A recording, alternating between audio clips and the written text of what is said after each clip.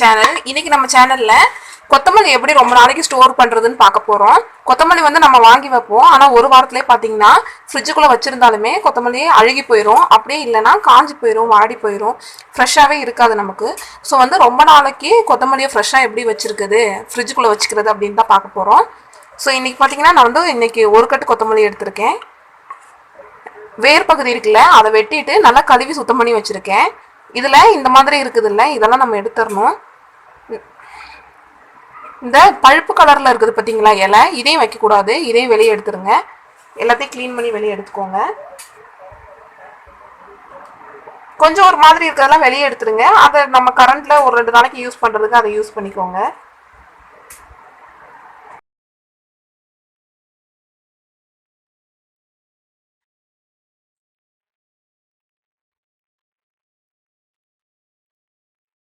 So பார்த்தீங்கன்னா எல்லாத்தையுமே சுத்தம் பண்ணி எடுத்தாச்சு.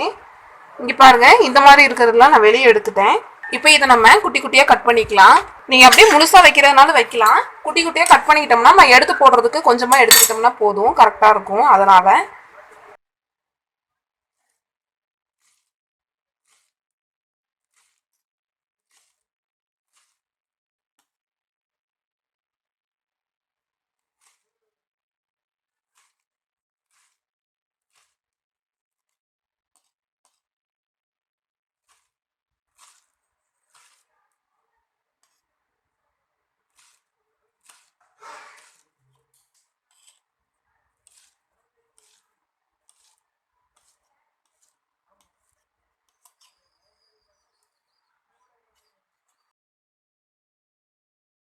ஸோ இந்த மாதிரி எல்லாத்தையுமே கட் பண்ணி எடுத்துட்டேன்.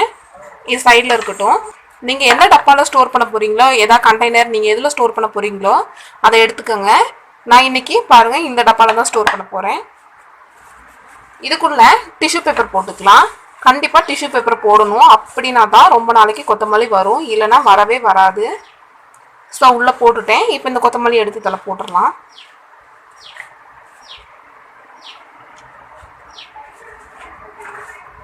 ரொம்ப அமுத்தி அமுத்தி வைக்காதீங்க, சும்மா அப்படியே லூஸாக போட்டு விடுங்க.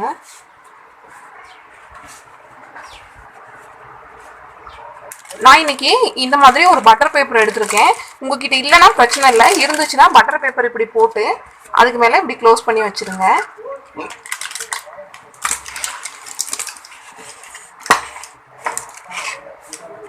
அவ்வளோதான் ஃப்ரெண்ட்ஸ். 1 மாதம் வரைக்குமே ஒன்றுமே ஆகாது. நான் இவ்வளோ நாள் இப்படி தான் பண்ணிட்டு இருக்கேன். ஸோ ஃப்ரெண்ட்ஸ், நீங்களும் இந்த மெத்தட் ட்ரை பண்ணி பாருங்கள். ட்ரை பண்ணி பார்த்துட்டு உங்களோட கொத்தமல்லி எப்படி ஃப்ரெஷ்ஷாக இருக்குதான்னு சொல்லி கமெண்ட்ஸில் சொல்லுங்கள். மறக்காமல் நம்ம சேனலுக்கு சப்ஸ்கிரைப் பண்ணிக்கோங்க. தேங்க்யூ ஃபார் வாட்சிங் ஃப்ரெண்ட்ஸ்.